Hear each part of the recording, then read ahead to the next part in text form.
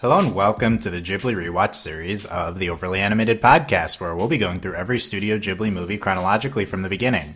I'm Dylan Hysen, and today I'm joined by Michelle Anderer. Hello. And Maddie Potter. Hello. It's the Ghibli Rewatch series. Join us in rewatching or watching for the first time all the Studio Ghibli movies now that they're available for streaming for the first time on HBO Max in the United States and Netflix and most of the rest of the world. There'll be new podcasts every Wednesday as we go through the whole Ghibli catalog chronologically. Find all of our contact information and everything about us at overlyanimated.com. I'm a Ghibli expert. We'll be joined by a host with a variety of Ghibli experience, and today is The Cat Returns. Full spoilers for The Cat Returns, and only vague spoilers for the rest of the Ghibli movies. We'll be discussing both the sub and the dub, probably for this one especially, both the sub and the dub. So whichever you've seen is fine for The Cat Returns. Okay, here we are, The Cat Returns. It is 2002. We're coming off of our 2.5 hour Spirited Away podcast. I don't think this one will be that long, but we'll see. We have... we have a Whisper of the Heart kind of spin-off movie. I'd like to think of this as more of a reimagining of a small part of Whisper of the Heart, and we'll talk about that. Not a traditional spin-off at the very least. And this movie is directed by Hiroyuki Morita. We got our one of our very few non-Miyazaki and Takahata directed movies, which will increase in this kind of later Ghibli period. Credited for the screenplay is Reiko Yoshida. So as Ron before, and I said there are no other female credited writers or directors. She is an experienced anime writer who wrote on Kyoto Animation projects like K-On! And a bunch of other stuff as well. Mm-hmm. So I was pretty excited to see that. This movie has a weird history. It started as a 20-minute short film for a theme park that Whoa. Miyazaki came up with the idea for this, and then there's been a few stories like this. They originally created a short film that got expanded into a feature, but this one, they're going to make the short film, then it got turned into a spin-off manga, so based on Miyazaki's concept. So Whisper of the Heart started as a manga, went into the movie. Now Miyazaki had an idea for a weird short film, and then the original manga author, Ao Hiragi, she turned it back into a spin-off manga from Miyazaki's idea based on the movie based on her manga. And and then it was subsequently turned into a full film based on that manga by Morita and Yoshida. Wild! Okay. What a journey. Yeah, so there you go. That's how we've arrived at the epic Whisper, the Cat Returns. This movie of all needed that long legacy. No, but this was a success. We're coming off of Spirited Away being the most successful domestic film in Japanese history. So this was the highest earning domestic film in 2002 at the Japanese box office. Okay. All right. All that being said, The Cat Returns. Let's go to Michelle. What's your history with this movie? What do you think of this movie? So I probably watched this when I was like 16-ish for the first time. I think it was like soon after I watched Whisper of the Heart, because I'd enjoyed that movie so much. And when I read the description of this, being like, oh yeah, it's like a spin-off sort of, I was like, and there's like cat in the title, like sign me up. And I watched it, and it was definitely, like, I didn't know what I expected, but it wasn't what I expected. But, like, I had a place in my heart for it. I do think upon rewatch, like, I'm a little older than the age where this, like, appealed to me most. I feel like at this point, I look back at it, and I feel like it's, like, the most Ghibli version of a YA fantasy novel that there's ever gonna be. It's just like light and fluffy and like weird and fun, and there's not like there's a message, but it's not like full of nuance, and that's okay, because sometimes you just don't want that. And this movie has so many cats, like I can't believe it. Like it lived up to the name. So many cats. Like when they kept showing up like on the street, I was like, oh my god, there's like more than 12 cats here. Like how can it get any better? It kept getting better. Definitely more than 12 cats, yeah. There's so many cats. Like the image of the little dirty white kitten like is forever etched in my brain, because I feel like they must have rotoscoped a real cat or something, because like that's the most cute but realistic looking cat I've ever seen, and somebody very lovingly drew that for sure. this should not be an opening thought, but like this is what happens when you ask me. I mean, I do really like this movie. I kind of like. I like insisted that I like rewatch it with the dub just because like I can never get over Tim Curry as the Cat King. I think it's like literally one of the most iconic things I've ever heard in a Ghibli movie, and I won't give it up. And I didn't give it up this time, and I'm really glad for Maddie that she got to experience that firsthand today. Okay, that's okay. It's the Cat King, which is the appeal. Interesting. The rotoscope is interesting. Ghibli a lot of times does like photorealistic drawings based off photographs they take. So I don't think they like literally. I don't think they like literally rotoscope it, but it's not. That's a good call in that not being too far off from a lot of their like backgrounds and stuff. Okay, Maddie, just having seen The Cat Returns, what are your thoughts on it? I got completely derailed from my thoughts, Dylan, because you mentioned who did the script for the show. And now I'm on her Wikipedia page, and I'm realizing how many things she's written done. A lot of cool things, yeah. So many things that I've seen. It's completely off topic, and it's not a starting thought, but that's where I am right now. But this movie is absurd, and I'm still not sure what it was even about. I mean, there's the like, moral and then there's the movie. It's two different things sometimes. It's about cats, and that's fine. It's so... I also should say, I have not seen A Whisper of the Heart and did not know this was a spin-off movie, Dylan. It really doesn't matter. It works fine as a standalone, I think. Oh, it did! Because I had no idea what was happening, and I think that's the mood they wanted to set. Yeah, there's no literal connection to Whisper of the Heart, so you're not like missing any plot details. Yeah. I really, I was shocked by how funny this movie was. Like legitimately funny. It just had really good comedic timing, even in the dub. Like the dub just had such good like the voice. They really did some good voice direction on the dubbing, and it was just I don't know. This movie I enjoyed a lot, and I am happy that I saw it. Yay! That's good. Yay! Well done. What did you think, Dylan? Okay, so yeah, I mean, this was not one of the ones I connected with originally when I watched them the whole way through. There's a bunch of them which I haven't, but some I've revisited and really liked. And I think it just I watched all the Miyazaki ones, and then you go to these non-Miyazaki ones, and it's like, wow, these have a lot less depth to them, and that was a little bit of a turn off to me. So rewatching now, I mean, I still have a little bit of that reaction because we're coming off of like 10 epics in a row, but this is a fun movie. I enjoyed it. I definitely watched the dub the first time, but I don't remember much from it. But this time I did watch the sub, and because I'm trying to watch all the subs here. I think this movie's fun. I like what it is. I think my reaction is similar to Ocean Waves that we talked about. I appreciate this as just a fun fantasy movie. I appreciate that it's not very long. I think that's a big talking point is that it's got the perfect runtime here.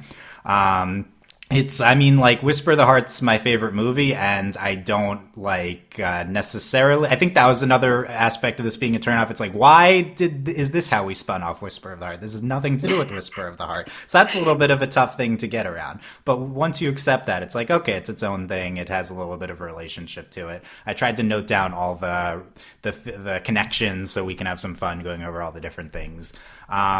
But I think it's fun. I do think this is a step down from basically every single movie we've talked about up to this point, except for like Ocean Waves. I think it is better than Ocean Waves, but I think it's a similar.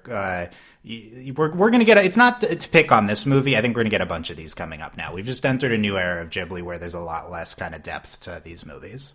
But this one, I think, is not trying to have a lot of depth, which is a benefit.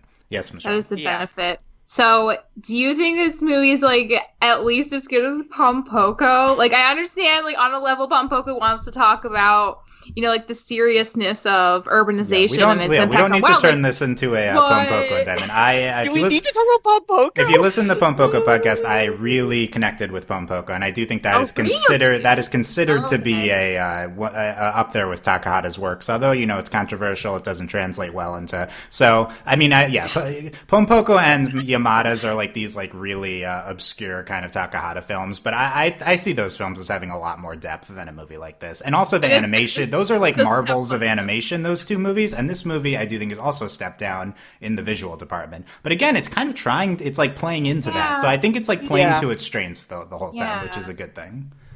So it's I think we have some fun things to talk about with Cat Returns. Michelle, like this being one of your favorite movies. what's well, I mean, top 15 for sure. Top 15 overall or top 10? I have to look at top 10 Ghibli or top 10 overall movies. Oh no, Ghibli. No. Okay. I'll retract one of your favorite. A movie you were excited to talk about. What like stands out in your memory, like on Cat Returns, and what stood out like watching it back? It's just so fun. Like, I just remember when I was watching it for the first time, I just like, and I'm sure Maddie had a similar experience. You just don't know where this plot is going. Like, this movie does not adhere to normal expectations of like. I mean, there's a 3-act structure, but that's literally the only recognizable thing about it. It's like, Cat Kingdom, what does that mean? What are all these cat gifts? Like, are we going to high school? No, we're going to a different world now. Oh, she's a cat person. Like, oh no, she's crushing on the bear, and that's kind of weird, but let's go for it. Like, it pulls you in all these directions that are just, like, really hard to expect and anticipate, which is part of the fun, because I feel like Haru, for most of this movie, like, she doesn't know what's going on, and neither do you. You just gotta figure it out by, like, a little bit towards the end. It's fine. I think, like, for me personally, this movie, like, it exudes the essence of the Labyrinth, like, in so many ways.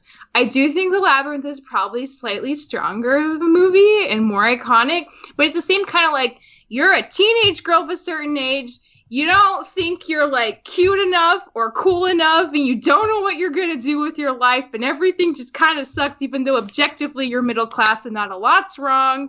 And you just need that one fantastical adventure where you are the one who gets to, like, make decisions and be, like, the cool person, and people tell you you're cute once in a while for your self-esteem. And then you can figure out your life a little bit, and you have it together and be more confident in your real world experience. Like, that's very much what this movie is, and it's very much the heart of the Labyrinth appeal for many a teenager. And I feel like they captured that really well. And, like, it's kind of nice to see, especially if you're of a certain age or, like, just in a certain life place, you know? Yeah, it's interesting. We talked on the Spirited Away podcast briefly about how that movie probably starts its creation as a movie targeted at young girls, specifically as kind of this young girl sweeping fantasy. And this movie may be a little bit like teenage girls. So it's got kind of a similar vibe to it in being like a fantasy for girls growing up. Yeah, even in just, like, the comparison, I know this is, like, maybe going to come out a little out of left field, but, like, if the Baron's, like, kind of the main, like, pseudo-love interest, but not really, that's kind of, like, the same thing as King Jareth, because the reason King Jareth works is because he's too old to really ever be your boyfriend when you're 16, you know? Like, he's hot, you love how mysterious he is, you love his outfit, but, like, it's safe to crush on him because you know it could never really happen, and there's a security to that. No, for real though, and I feel like the Baron's the same way. Like, he's a cat. Like, it doesn't matter how smooth he is or how nice his British accent is in the dub. Like, he's a cat. He's never really gonna be your boyfriend. So it's like, fine to crush on him because it's like a completely safe sort of fantasy for you to have in your mind, you know. And I love that they were able to capture that kind of energy because it's so true of a certain age. Like, you want to like someone, but you're scared of, like, what would happen if it was really, like, a possibility, right? So, like, you latch onto something that's a little too out there to really ever happen for you, but that feels, like, comforting in a way that you can just throw yourself into that, like, daydream, you know? Yeah, I think maybe similar to Haku in Spirited Away is like a weird otherworldly type of love interest. Yeah. I just want to say, it really sounds like you, Michelle, are trying to defend your own crush on the cat. No, he's a kid. No. You were not. You personally were not crushing on the Baron growing up. No, I crushed on Jareth because of his tights mostly, which, like, who didn't? Yeah, it's like a comparison that's not going to land with that. But there's a maze in this movie. I'll say that. There is a maze, and it's a fun sequence. By the way, that was for some reason, that's the one thing I remembered most distinctly from when I was, like, 14 watching this movie is the maze. Really? I don't know why. Yeah. Okay. But, yeah, Maddie, what about you? What's the one thing that's leaping out at you from what you experienced here? How have we not mentioned? She begin? There's so much to talk about. I'm not sure where to start. Like, I'm still kind of blown away that every 5 minutes, something I don't expect happens, and it completely overturns what I was watching 5 minutes prior. Like, 5 minutes prior, I thought there might be one talking cat, and now there's a whole brigade of them. And then all of a sudden, 5 minutes later, they're giving her, like, lacrosse sticks and cattails, and then it's just like it keeps happening. I just don't know what to expect at any moment in this movie, and I like that. I'm also shocked that they keep this mood of Haru just having no control over anything that's happening, but it doesn't feel like she's fully, like, doesn't have agency in this movie. Yeah. It feels like she's just out, like, way in over her head, and I adore it, and I adore her reactions to it. Yeah. But wow! I think I need a little more direction, Dylan, on what you want. No, that was good. I was gonna say a similar thing. Is that, but based on what you two have said, like I was definitely struck watching this how quickly we move on from elements that we introduce here to the next kind of weird fantasy element. It's a nice way to put it. And you look back on it, it's like, okay, really none of these fantasy concepts that we talked about, basically with almost no exceptions, maybe one or two, have almost any depth to them. But the movie just moves right along, so it doesn't matter, right? Like, it goes to the next fun thing. Yeah. That's so true. Good. And I kind of love that approach. You don't normally see, like, normally movies that you're like, oh, this had no depth. It's like, oh, we spent way too long on this thing and I didn't care about it. But no, there's definitely nothing we spent way too long on here ever. I don't know. What's the best fantasy element? I think just like all the cats, right? I think that stands out as like the cat world. I was struck by, like, I remember this as like the Cat World movie, but we spent a long time before we go to the cat world. Like, this is only like half the movie. I mean, maybe like 3/5 of the movie is like in the cat world. I also was like, there's a cat business office, and that is a completely distinct concept from the Cat Kingdom. That's something that stands out to me, is like, why are there talking cats in two different things? Does he get regular business? Yeah, I think so, because, like, the white cat even knew about the bureau. She's like, oh yeah, I've heard of you guys. Like, she knows about it. Not clear how Yuki knew about the cat business office. What does he usually do for people? They make them tea and solve their problems, I guess. Does he just solve any... What was his payment? Why does he do this? He has to get paid. He likes to show off and make people blush, I guess. Because, like, remember, Muta's like, like, quit showing off with your light show. I think he just gets a kick out of, like, surprising people. I mean, I get that. I mean, maybe people just give him money because he looks so cool. But is he getting money? Is there money in this cat world? I'm still not sure. There must be currency. The Baron? I mean, the Baron's not in the cat world, though. So, you know, like, what is his domain? He's in this weird plaza. I think they're definitely presenting it as a different domain than the cat world. It's a different cat domain because all the buildings are cat size. So but she didn't get small, so she's not in the cat world. Right, she's not small, and then she goes to the cat world. And then what does that mean? Is it halfway between? This is the type. Look, I'll say limbo cat place where you're half and half. Like, so we're gonna come back to this, but they present the cat business office domain as, that might have been called something else in the dub. I'm not sure. It's like when creations come to life there. So that's kind of the concept of that. That's one of the themes of the movie. Beginning of the cat world. Then. So it's kind of like a more of an entity of the real. I think it's more of supposed to be Earth, and then the cat world's like another dimension. But this is the type of thing we're gonna run into when we try to talk about the mythology. We don't really know. There's no answers here. There's no answers, only questions. Yeah, let me start bringing quotes as some overall assessments of the movie. Here we have Colin, Odell, and Michelle LeBlanc from their book Studio Ghibli, the films of Hayao Miyazaki and Isao Takahata. They say, The Cat Returns is a frequently hilarious and inventive fantasy, a light and frothy film that never threatens to outgrow its running time of less than 80 minutes. However, it lacks much of the subtlety and thematic weight underpinning Ghibli's more lauded productions. Despite its flights of fancy, the film nevertheless has a strong sense of coherence because of how the characters interact with each other, particularly in the way Haru saves not only Loon, but also Loon's true love, Yuki. To me, I will say there's one moment where I'm actually like, this is like a really strong narrative. Like this felt like really cathartic and strong. And that is when it's revealed that the cat you see in the flashback, the white cat, is Yuki, and that she saved both of them. I think that's like kind of like the strongest scene and moment of the movie. Aww. You guys agree? I mean, yeah, I agree. Yeah, Yuki is... Her scenes are very cute. I did go on when I found out about her at the end. Mm-hmm.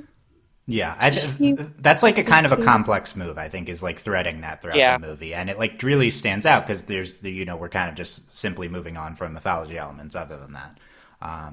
So, yeah. Well, what about Yuki, Michelle? No, I just also think it's funny that she was like the disembodied voice, like Haru, go to the cat bureau, Haru. I love it. Go to the cat bureau. Like knowing that was her, like I know she's got range. She had such a good energy to her, and I love it. I also adore Haru in that flashback scene. She's just so cute talking to the cat. I know. Okay, so here's another mythology element that we just don't really... Haru, as a child, seems to be actually able to talk to cats. Yes. I thought she was just... But the cat never responded to her. She was just talking at it. But she said because the mom said because she kind of brought up the flashback when she's like, remember you told me you used to be able to talk to cats when you were a kid? It was at least posited to us that. Like that might have been a real thing. Kids maybe. Just say things. I think she might be able to. She knew that the cat was hungry, and it was She could tell she asked her for food. Dylan, have you ever owned a cat? Because I think you could very easily tell when a cat is hungry. They will let you know. Maddie, in a world of the cat kingdom, is this the most hard to believe aspects of? Yes. Good point, other humans that can't do this for some reason. That's because they don't care about cats as much. Like, I will never forgive her super hot friend for saying stupid cat. I was like, we'll get to back up. Michelle, that girl's so hot. How could she not like cats? It broke my heart watching it. But like, that girl's never gonna learn to talk to cats. Her one real life friends that in the movie. Yeah, one real friend. Yeah. So this is Hiromi. Is she Kristen Bell in the dub? Yes. Yeah. Her Japanese voice is Haru. And Hathaway is Haru.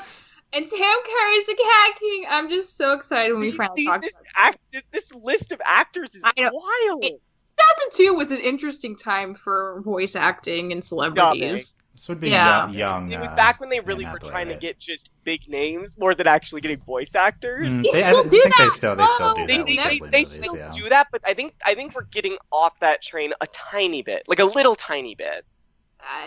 I think Pixar is not off that train, but other places are. Some places. I don't think DreamWorks is off that train either. Carrie Ells reprises the Baron from Whisper of the Heart in the dub.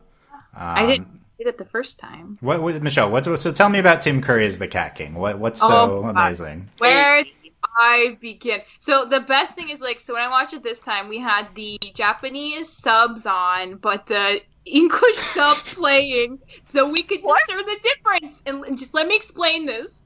So basically, all Tim Curry did with his dialogue is he said it normally the way they had it in the Japanese version, but then he just add "babe" to the end of every word to be like, "Oh, you're the Cat King," and the dialogue would be in Japanese. "That's me," and he'd be like, "That's me, babe," and that's literally what he did the whole time. He just says "babe" a lot. This is what Tim Curry did. He was like, "Oh, I know how to make this cat seem way sexier." He's just gonna say "babe" at the end. So of all you think this was a choice by Tim Curry, not by the the translators? I absolutely think so. It is so insane. I don't know which one it is. I really don't. Tim Curry's so good. It's Tim Curry sometimes gives me Jack Nicholson energy, where it's he can play someone really deranged and you super buy it. And the fact that they drew this Cat King with his eyes bulging out in different directions and with this huge cat smile the whole time, he just looks like he's out of his mind. And so the Curry voice coming in on top of that is literally peak. It's so good. It's so strange, but that's honestly what I always remember about this movie. It's remember that. I remember the falling scene at the end. I remember how cute the cat was when it was dirty and a kitten. And I remember Tim Curry's voice because it's so silly. Yeah, the cat king does definitely not say babe in Japanese. Oh my god. So that's I kind of want to instantly listen worse. again. Instantly a worse version of him. Yeah, he is off kilter in too. Like it's definitely like in theme. I think with what he. I really like Hiromi's Japanese voice. I'd listen for that. The Friends. But yeah, there's a solid all of the cast. In Japanese. I don't know what I was. Judy Greer as Yuki. That's interesting.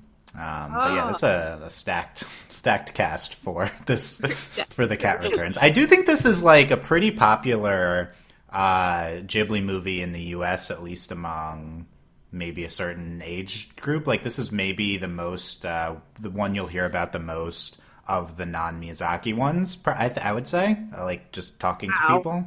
That's my impression. Like I don't know, it makes sense to me. It's kind of like a simple fantasy movie that would connect with a lot of kids. Yeah, so that's cool that it got like a major dub. I want to talk about the relationship to Whisper of the Heart because that's if I want to bring up Baron and Muta, I think we have to talk. I'm ready to get very confused. Yeah. Oh, okay. Yeah. I mean, yeah, we can go through it. So it's fine. There's not like a lot of depth to talk about with this movie. So if you've not seen, the Baron, Whisper of the Heart is a completely slice of life movie. There are like 2 fantasy sequences featuring the Baron, who is a cat statue in the movie, who the main character of Whisper of the Heart like brings to life in her fantasy book. So in this movie, we kind of get Baron starting as a statue, and then he comes to life, but actually he's just a person that comes to life in the real world in this movie. It's definitely supposed to be the same Baron, but it does not connect with the logic of Whisper of the Heart. We have Muta. Fanfic. What you're saying is this is a fanfic? Yes, this is basically a fanfic of Whisper. The description of this is that like the main girl from Whisper of the Heart, like she's all about like writing stories. It's like she wants to be a writer. That's kind of the big plot of that movie. Haru still, right? But the thing, so she writes a book based on this figure that she knows, but this is not the book that she writes. Wait, what? I thought this is the book that she writes. I thought this was her fan fiction. You can interpret it, but it does not exactly match up to the fantasy scenes of that's Whisper. I would say that's the most direct interpretation. Is this is an expansion of the fantasy sequences, but the fantasy sequences of Whisper are the most gorgeous things you've ever. And this movie is not of the same style as that. I figured it out, Dylan. I figured it out. Her book got published, then someone else wrote a fanfic of that book. Oh my god, I hate this. This is like the next book in the series, but they gave it to a different author. Yeah, that's kind of like that is. That's what or is like ghost written. Yeah, that's kind of what it feels like. Well, the thing is, Muta is here. Muta's not a character in her book in Whisper of the Heart. Muta is an act. She could have written him in off screen, but Muta is a real cat in Whisper of the Heart. And now we see him come to life in this movie. Muta is the stars most of the time in this movie. You're right, though. Like, as much as I remember Tim Curry, Muta, like, especially the energy of this, like, grizzly man who voices him in the dub is just so perfect for, like, this chaotic Muta character. Yeah, I would say he's also grizzly in the Japanese as well. Oh, good. Good, because he is aggressively like chaotic good, and I adore it. That's a good explanation of Muta. Yeah, he's like there's that moment where he's inside the picture, and and legitimately thinks he's dead, and I as the viewer was like, isn't it kind of horrifying? But I don't disbelieve that. He's in the catnip jelly, and he's like briefly dead, and then it's like, oh no, he's just stuck in there. And he like wakes up out of a coma. Yeah. And like Haru's crying over his body, and everyone's just playing it straight like he is dead, so you have no reason to believe he's not actually dead in there. And it's a lesson about eating too much jelly or something. Yeah, I don't know. Is there any lesson in this? I didn't really interpret. We have some lessons. I don't know if that was a lesson, but that's not a lesson, but that's what you think in the moment. Not again. No, don't be gluttonous. Yeah, I mean that's reasonable.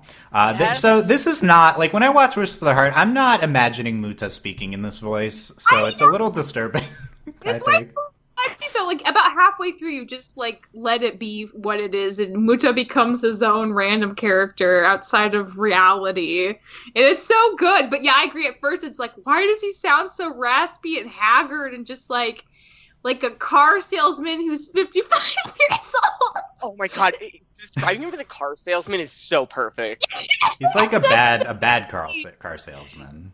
He's the car salesman who like fights at customers instead of trying to like be nice to get them to buy cars. Oh my god. He's not like a smooth talking one. Yeah, he's not a smooth talker at all. He's that grizzly, like you go like that. There's the downtrodden hero going to the store trying to get like food when they have nothing, and he's just like, "No, go away, get out of here, kid." I'm not. I don't like your face. That's enough. You can't buy this.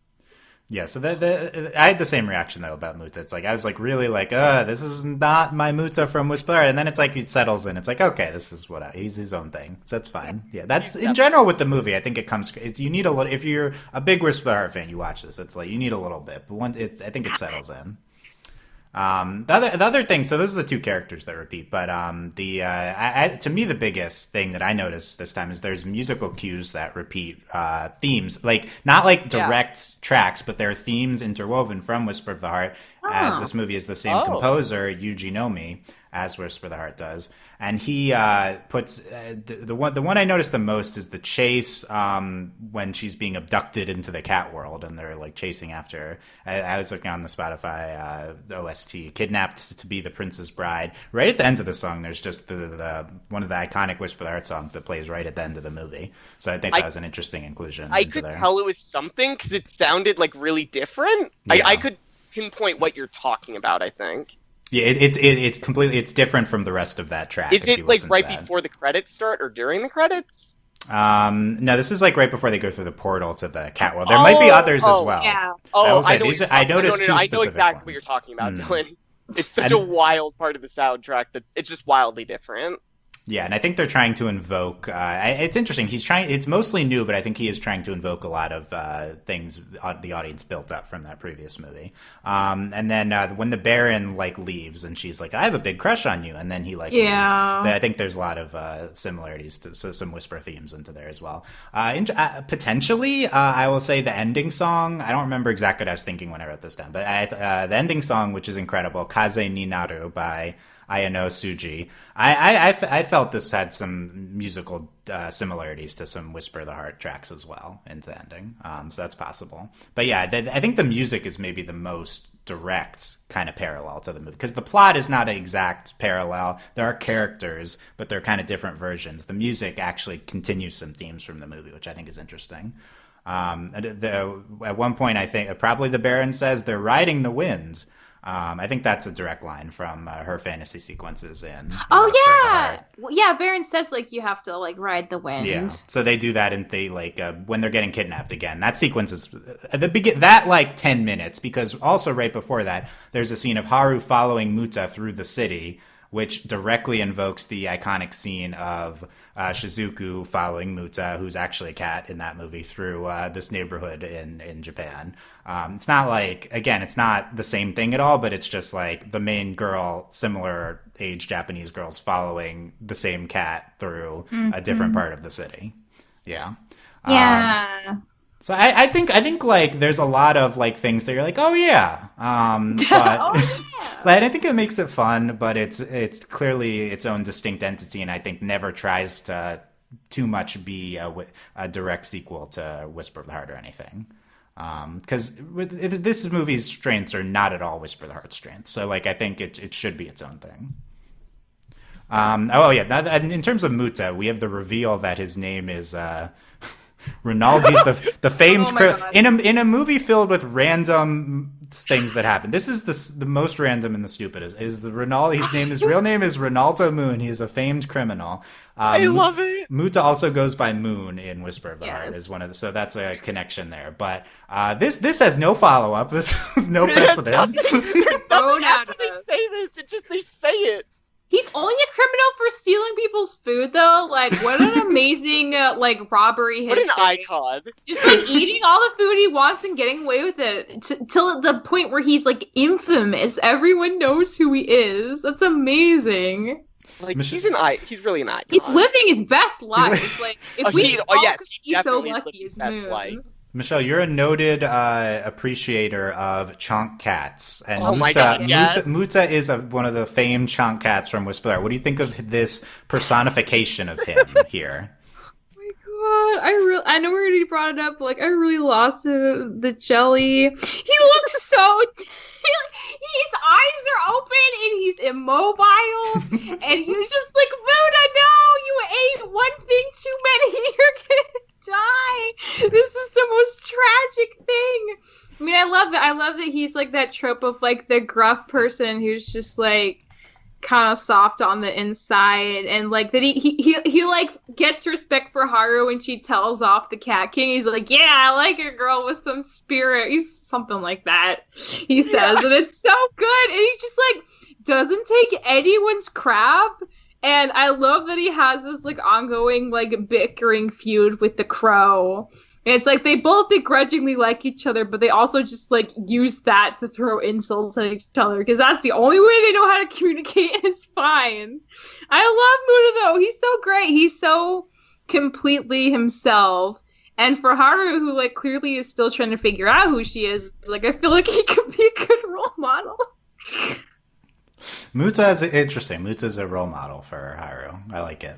Muta is a role model, really. Not what I would have gone to on Muta, but he's kind of in that Baron is in like kind of the love interest role, and Muta's in like the mentor role. I think so. Yeah. He just shows her not to take life so seriously and to just like trust in herself, and like it's fine. Like, you know, he did everything wrong and he still got away with it. So like she really doesn't need to worry. Is the lesson there. He's like the gruff bodyguard to like the younger girl. Yes. He's like the Hound and Arya type dynamic. I feel like they maybe have. She's the bodyguard. Wonder if anyone's compared that to Muta I think stands out here. Muta is great. I love him. I love him so much. I just love how fat he is. Sorry, that's all. I mean, his chonk is brought up many times. At first, I was really sad because I'm like, why are we fat shaming Muta like left and right in this plot? Jesus Christ! But then, like, it got to a point where it's like maybe he just like doesn't like care anymore, and it's fine. It's supposed to be endearing. Yeah. Yeah, Natsuro is like, you were over the weight limit. He wasn't allowed in. Like, what? And when he tried to jump on them the first time, they moved around it, so he just fell on the ground. It's so rude. God, it's very so rude. mean. It's so rude. They deserve that. Yeah, and then they're like, oh, there's refreshments in here. He just eats everything in the room, and then he gets stuck in the jelly. You know, if they wanted that food, they should have gotten there early like him. He, you know, is first come, first serve buffet style. He understood. Yeah, I think so. Yeah, he got it. He got it. He went there and he got what he wanted. Again, it's a perfect role model for life. Just go after your dreams. If your dreams are food, you'll probably get it. And it's great. We mentioned Toto the Crow, who, considering he's in a scene with Baron and Muta, you might think this is a character from Whispered, and it is not. Oh my God! This is our gargoyle, Toto. I don't know. This is I didn't really understand why Toto's there in the cat business office, but he plays a key role at the end with the falling through the sky scene and the crow stairwell back to Earth, which I think is really great. But yeah, fighting with Muta all the time. Yeah, their whole dynamic.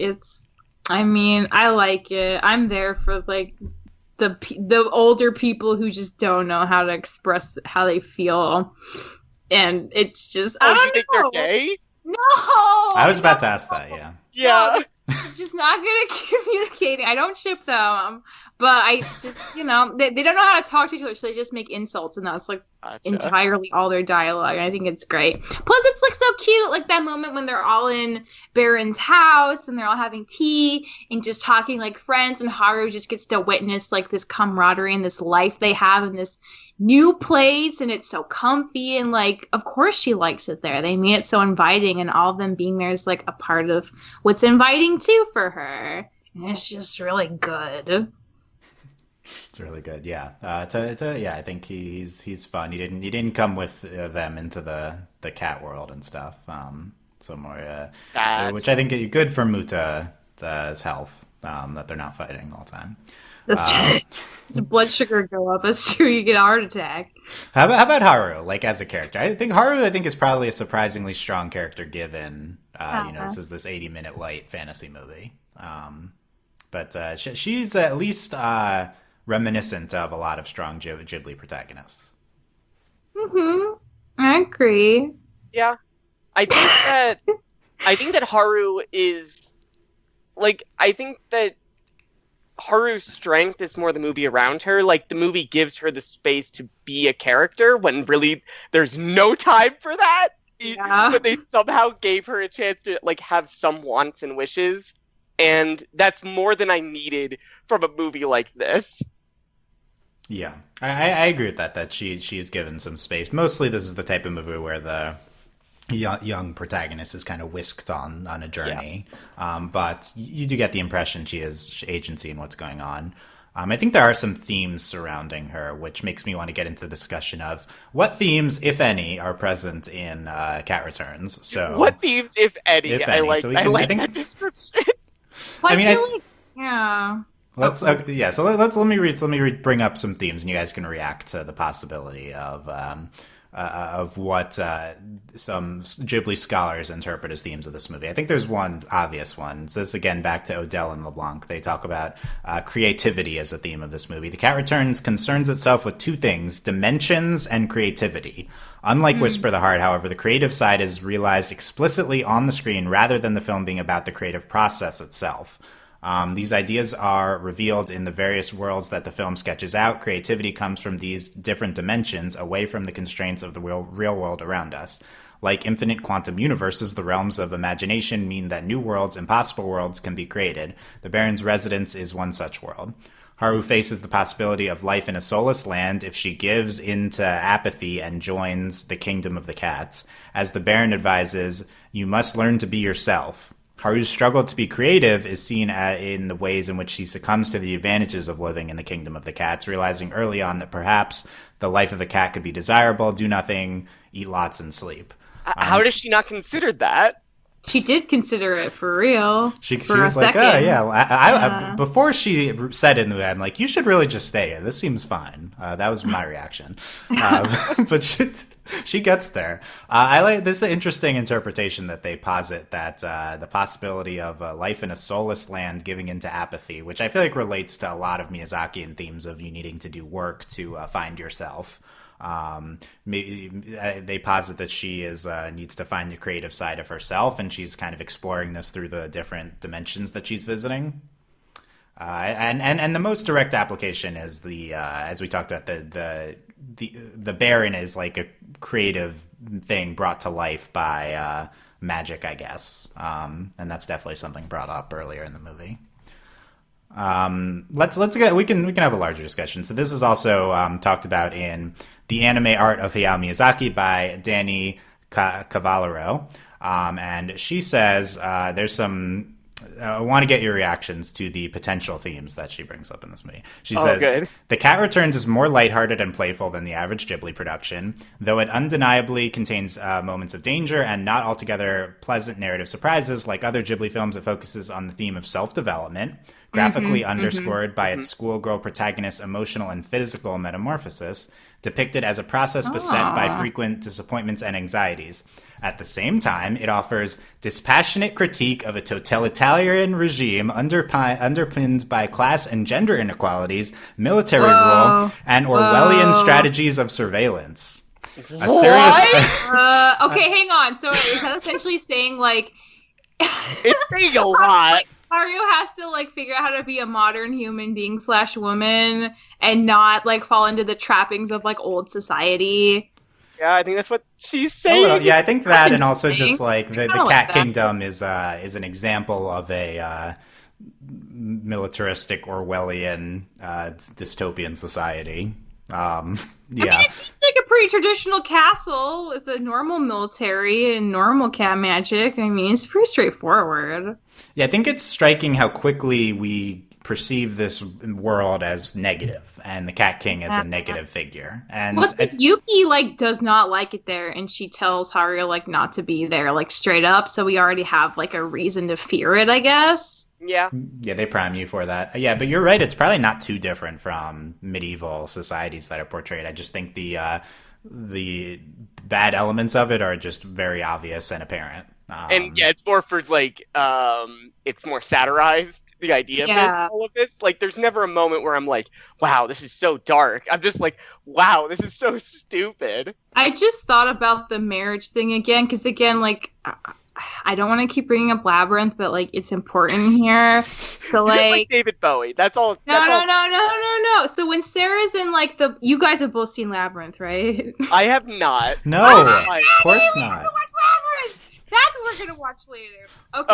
Okay, Michelle. In Labyrinth, Dylan will understand this. So when she has that dress on, after I said I haven't watched it. You haven't watched it. You people need to watch this iconic movie. So, okay, essentially, there's a moment in Labyrinth where Sarah, the main character, is wearing this like huge puffy dress. It's like the most ridiculous but like kind of exciting dress if you're like 16 years old. And David Bowie's there, and there's this dream sequence, and he's dancing with her, and it just like gives the air of like, oh, like this could be their life together, and like it feels kind of like aristocratic and like kind of princessy. I feel like this again plays really well because like that's kind of mirrored with what Haru's doing when she puts on like her like princess outfit to get ready for the wedding. It's like when you're of a certain age, you do start to like think maybe more seriously about like, oh, like when I'm grown up, like I'm gonna have to get married and I have like these roles and these clothes and like this is how like life should be. But like you think about that, but it also causes you some anxiety because you're not like ready to commit to that. And I think it's interesting that Haru says in the movie like several times like, you know, like, I don't think I'm ready for marriage. Like, not just the, like I can't marry Kat, but she's like, I'm not ready for, like, this life step right now. Like, there are aspects of this that are appealing, like the dancing and being with, like, someone who's cute, but, like, I can't commit to this. And I think it's really interesting that, like, that crops up as often as it does. Because I think that is, like, really tapping into, like, teen thoughts and feelings in a pretty interesting way. Oh, that's interesting. I definitely agree, and I also think like I think it's a lot more minor because it doesn't have a lot of time to stay on screen because it's like the really end of the movie. But I think there's also this part of the movie where it's talking about this idea, like it's not really talking about it, but it's implying this idea that like they shouldn't be like just. It's almost like this idea of like we shouldn't be happy that these two people broke up. Like we shouldn't be happy about other people's misery. It's just this interesting lesson that I don't see often in a movie like this, especially a romance movie. Essentially, this is essentially a romance movie in a lot of ways. At the end, when she learns that the guy she wanted to date broke up with the girl he was dating, and I barely remember that. Yeah, and it's I think that's a really good thing to show in a movie like this, that you shouldn't be like really excited that this person is broken up because I promise that they're not all just like happy. That was an example at the end of this is to me the ending is like here's a sequence about how Haru has matured and that this is one of the aspects of her maturity and I think this is not an aspect of maturity you often see in these types of teen movies where she is not like I need to go date the guy, she's just like okay it exemplifies so much of like what YA with like teen girl protagonists essentially do, because like a lot of times it's like it's supposed to be this really basic girl who's like somehow like very really cute basic. And everyone always talks about how cute she is even though she thinks she's so basic and not interesting, and a lot of times that ends up usually being like a male of interest who is like really cool or like really smart or like really skilled, and that's the appeal. And there's this idea that like, oh well, she doesn't think she's inherently interesting, but if she's with this guy and he likes her, that proves her worth to like everyone else. And this is really nice because the message of this, like she became so comfortable with herself, she didn't need this crush to like tell her she's like cool, you know, like she just knows it, like she's finally comfortable enough with herself and confident enough that like that's not what she needs. She doesn't need a relationship to define herself anymore. And it's like that's so good. It's like such a real thing to talk to thank you for explaining what I was trying to say much better. It's really good. I've seen this a lot more, Maddie. You just watched it once. It's okay. I forgot that you've watched this like a million times. Not a million times, but at least like 4 or 5 times probably. That's a million. That's a lot of times. That's a lot of times. I really thought one time was enough for me, TBH. Yeah, that's fair. I mean, I think this is a rewatchable movie. It's like short and fun. I feel every like year maybe rewatch. Yeah, that's from me. If at most frequently. That's a good analysis of the kind of ending Haru has matured sequence, which I thought was like very on the nose. However, I did like enjoy it. It was definitely on the nose, but it's a message that we don't get enough, and that's important. More of the general theme of like this character has emerged a new person. Yeah, like because she's so like apologetic and like down on herself at the beginning of the movie, like, oh, I'm like late for school, oh, my mom's like on my butt, like, oh, like I'm so clumsy, like, oh, I hate my life. And at the end she's just like, it doesn't matter anymore. She's just like, her change in tone and just like the way she's looking at everything she has is just like, it's honestly like, yes, like I'm rooting for Haru. Like I'm so proud of her that she's reached this clarity. And even her mom is like shook that she like got up. Yeah, the mom is so shook. That at the was end of the movie. so amazing. Yeah, and I like the relationship with the mom. Probably not shocking, but my favorite part of this movie is kind of just the 20 minutes slice of life introduction. Oh wow, shocking! I mean, it's a good one. I was impressed with K-On! Episode. It really is.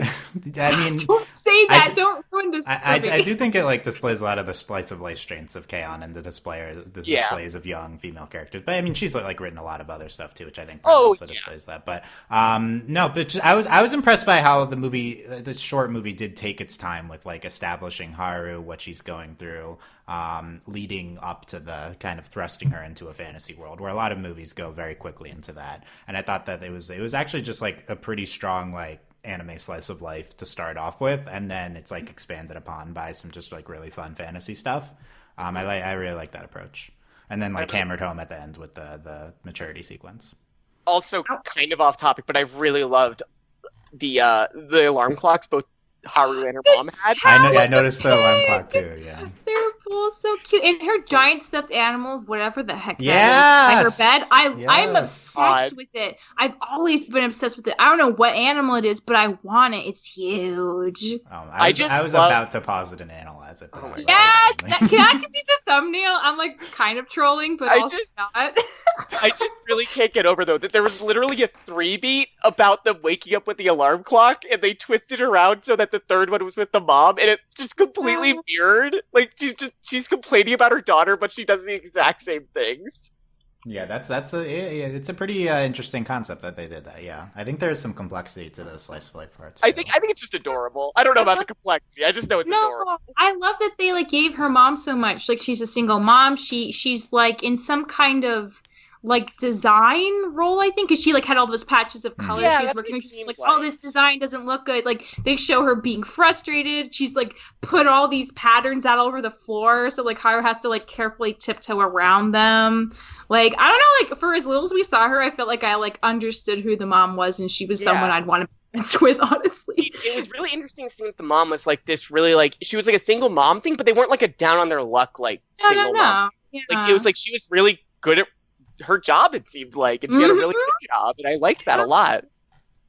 And she's like expecting Haru to like be a little more mature, which is like I think not a terrible thing to expect from your teenage daughter. And getting to high school, it didn't seem like a mean thing to say. It seemed like, hey, Haru, just gonna give you a little nudge here. You know, you're gonna have to like grow up. And, like you're gonna have to start growing up pretty soon. Yeah.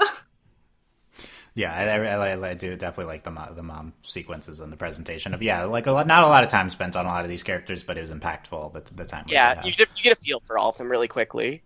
Yeah, let me go through the rest of the quotes and we can see if topics. Yes, quotes. The Odell and LeBlanc, they say. Sorry. What quotes? What do you think I meant?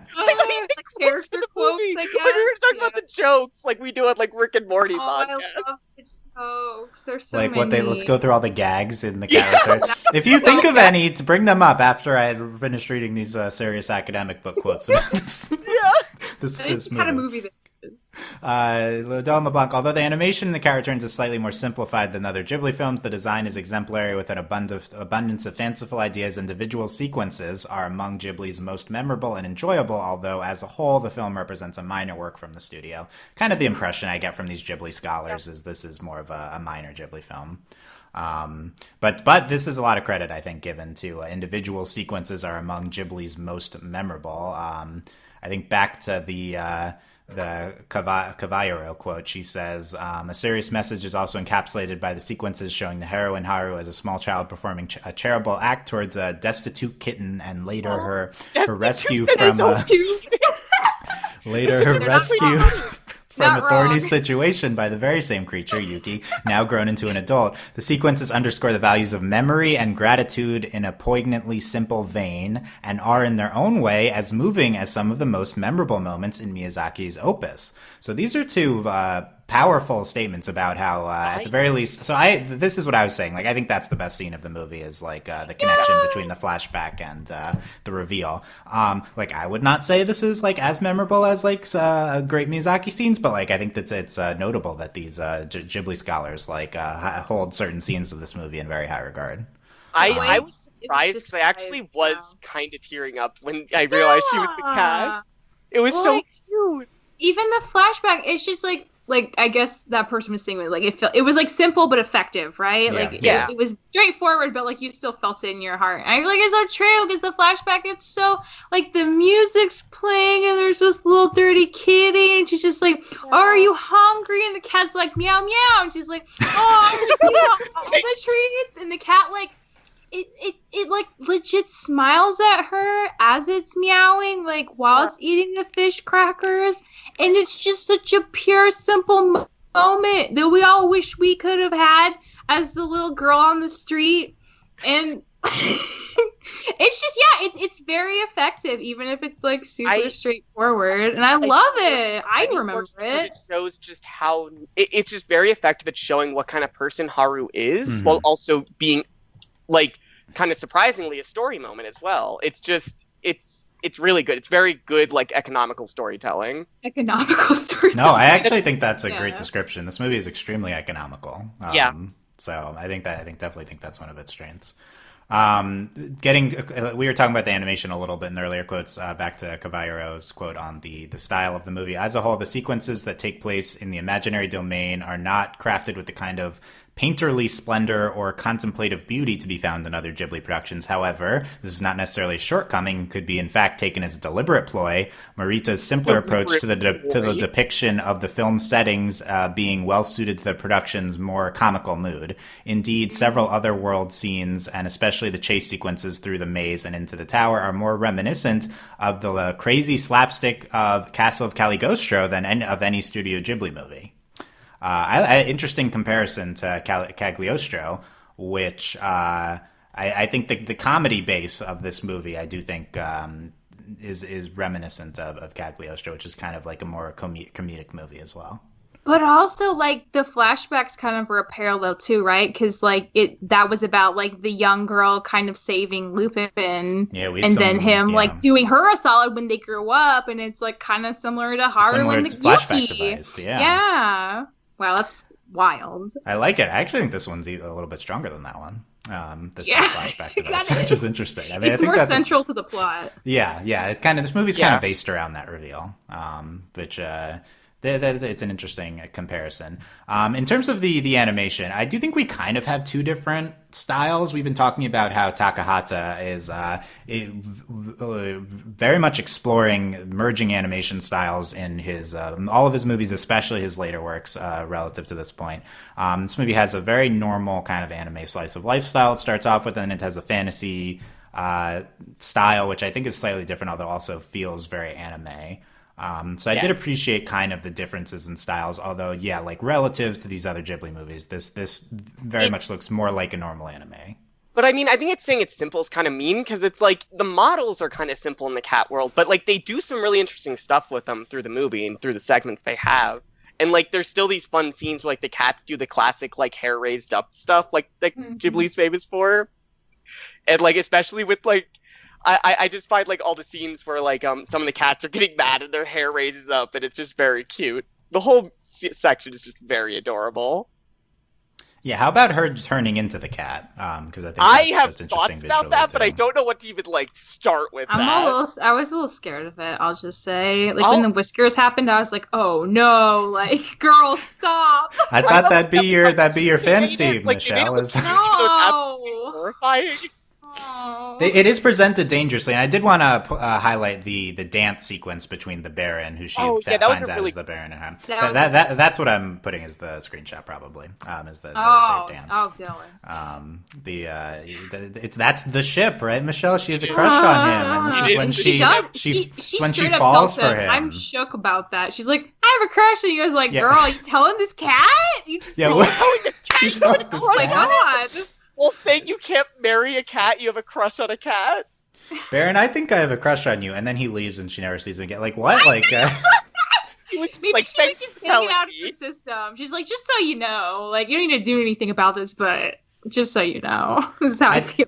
I thought this was like a presentation of like first, I guess she liked the other guy before, but like first like love in a certain way, like actually like having serious feelings for someone. And she was just more in awe of the experience of feeling it than she was like interested in being with the Baron. I think. Exactly. Like, it wasn't about the Baron. It was just like how cool he seemed in the moment and and she was how understanding like what she likes in people and likes in a person. And she wasn't really going to act on it in any way even before he said no.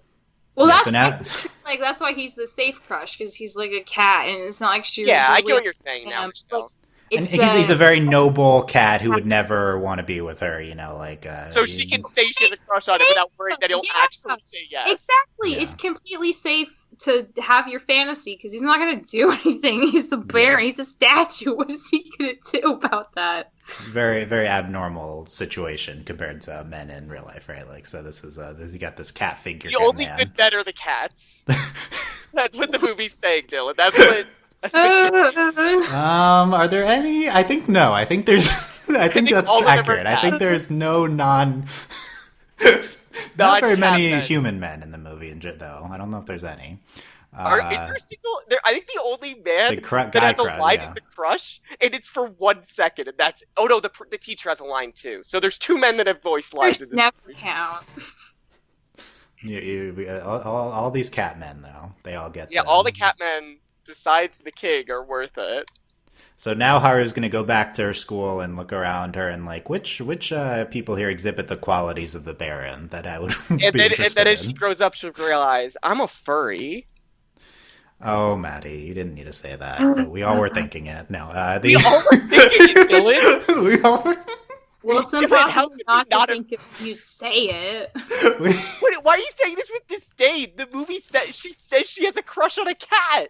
Yeah, it's kind of a literal interpretation. And it's not like a cat that's like anthropomorphized like she is like halfway through the movie. It's just an actual cat. Yeah, I mean he's walking like a human and stuff. But it's yeah, still just a cat body. It's definitely a full cat body. Actually, if you'll look, his gloved hands are human hands, and that messed me up. Oh God, I don't want to know this. Yes, he only has a cat head. Everything else is human body. That's awful. And that's what we got. You sound like you're like saying that like that's just how it is, Maddie. You got to get used to it. I'm trying to move past this. This is okay. How about Prince Loon? Any thoughts on the Prince? I think he's a very charming cat prince who comes I think it's just like of all the things in the movie, he was the least surprising, so he didn't really register for me. You'd probably expect him to be like this, although compared to the Cat King, he's like very sympathetic. Yeah, no, but I mean, like, that's why it's not, like, I just was more focused on literally everything else in the movie.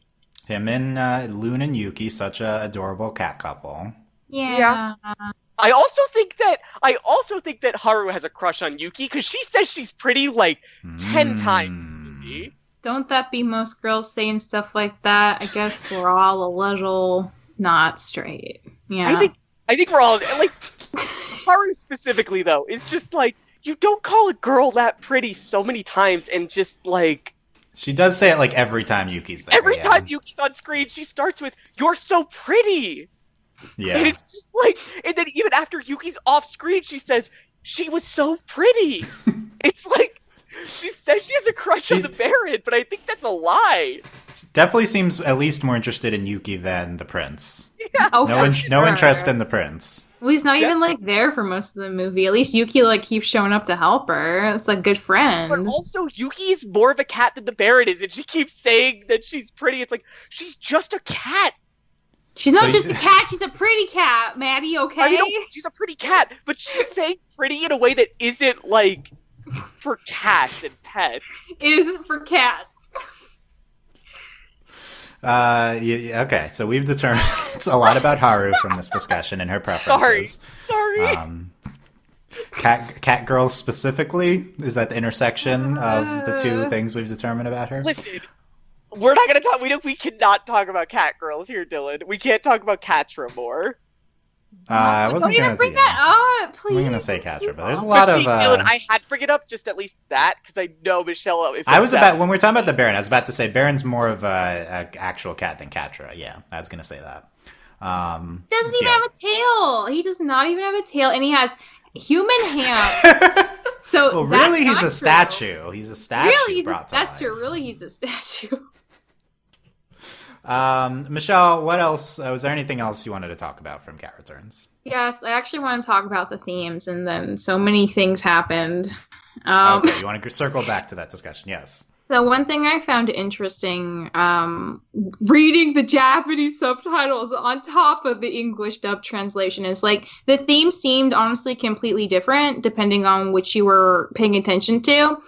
Because in the Japanese subtitles, stuff the Baron would say to Haru was like, you don't belong here. Like, this isn't a place for you. And I think Yuki even says that initially before they first enter the Cat Kingdom. She's like, this isn't a place for you. This is a place where, like, cats who, like, have lost themselves.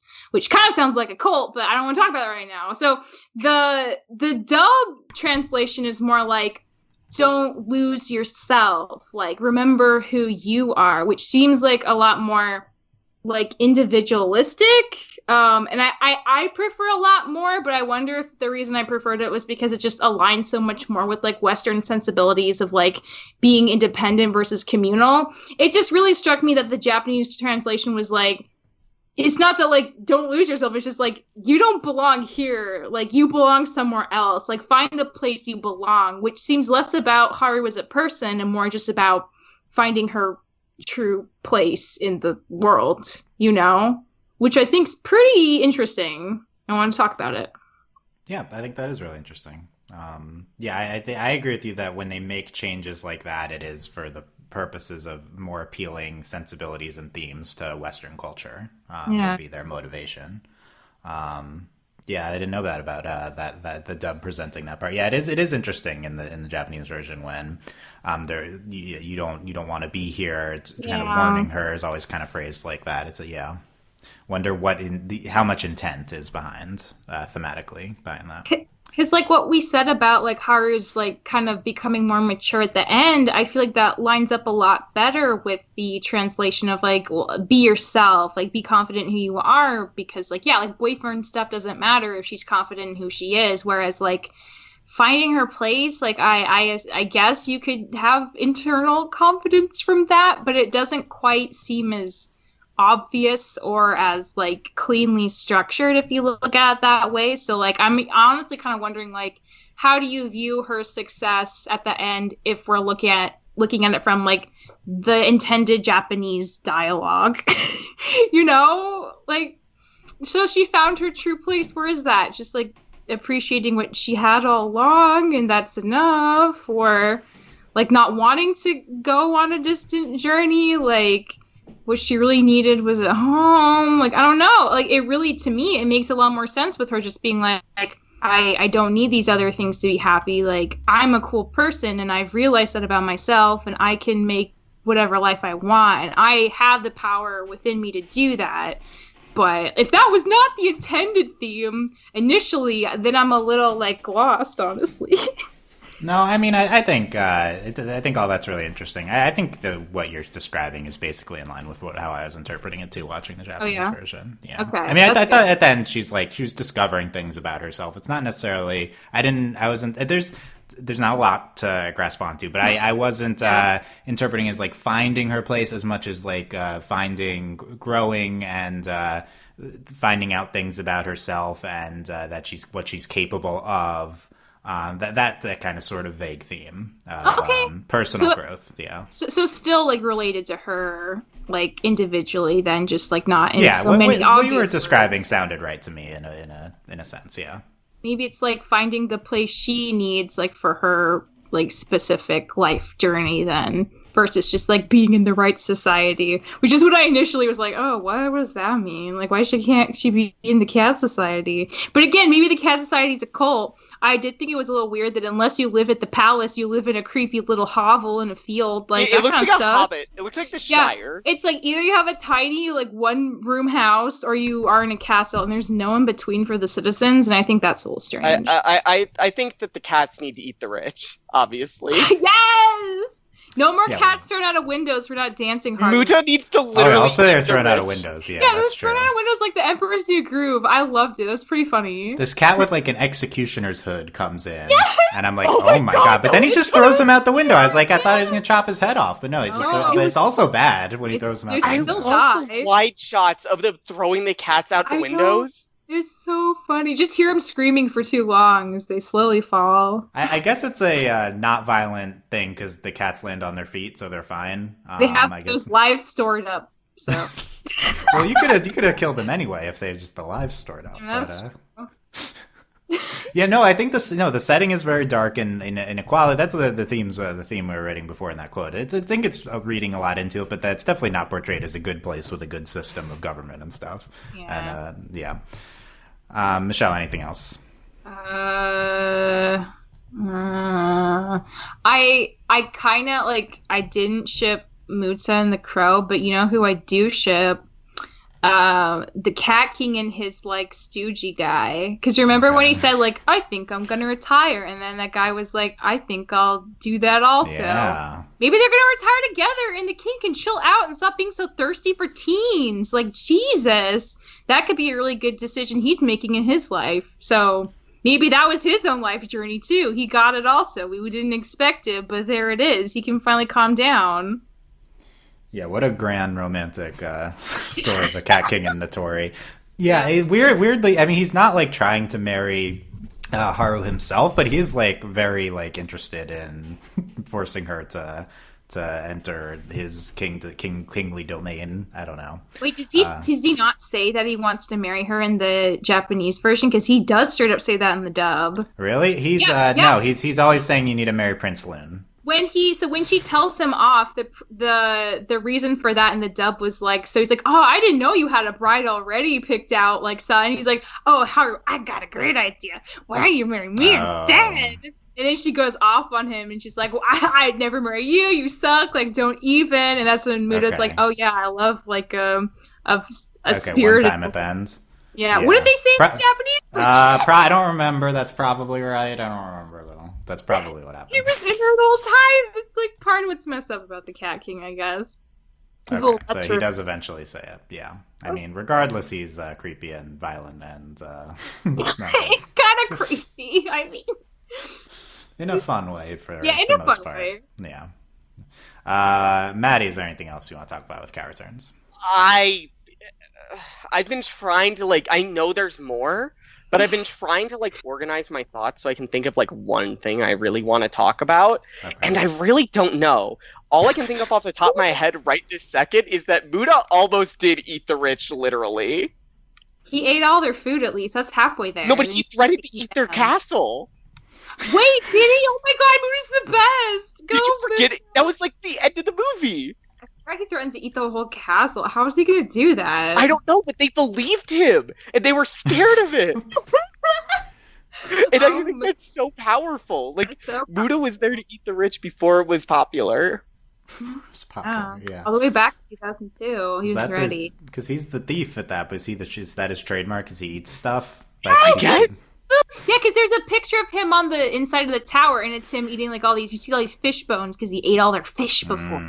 Okay, so he's a notorious thief. He steals stuff and eats it. Okay. I love him. Only steals food. That's why I love Muta. Like, it's very on brand. He found a thing he liked and he stuck to it.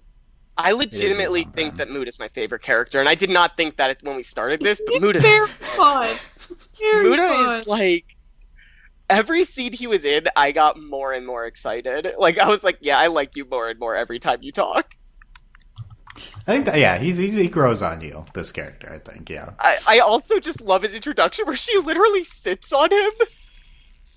Oh, right, on the chair, Yeah. and he gets so upset when he thinks she's calling him a cow. Like, why'd you say it like that? Muta. Why'd you say Muta? Cow or something. It's like so funny. Like the poor guy would also. Okay, yeah, that's like Buta is his nickname or something in Japanese, but yeah, that probably translates with Found the Muta. iconic picture of him in a Muta. coma. So But rude. also, There's our boy, just floating in jelly. there's our boy, Muta. So memeable, honestly. Oh my Yeah, god. where's the Muta memes? Yeah. Honestly, yeah, where are they? Michelle, anything else? No. Okay. What? It's a great movie. It's very light and fluffy and fun, but it's really good at being fun. And sometimes you just really want something fun. It feels like the exact opposite of like Princess Mononoke to me, and I kind of love that about it. Yeah, it's a weird one to come off of from Mononoke and Spirited Away Oh recently. yeah. Yeah. So it's a production overlaps with Spirited Away. Like, yeah, okay, Ghibli's making the greatest movie of all time, and also this really fun, short, stupid movie, Cat Wait, Returns. this is at Like, the same time? At least it's not as crazy as Totoro and, like, and Brave the Firefly. those are two that's iconic classic depressing. movies. Though, you know. Yeah, like, at least, like, that's crazy from, like, how did they do this? But it's not crazy from, like, this is crazy because it's, like, why were these the two things? Why yeah. were these I mean, the I two think they have, like, different crews working. I don't know if there's a lot Yeah, of overlap in the but, people, like, There's a Muta plush doll. Oh, Oh, my really? There is. god. I am not surprised at all. It looks kind of like exactly like a Totoro with different colors, though. But that's what he is, though. a lot of the Kinda Ghibli merch does is, look like a yeah. Totoro.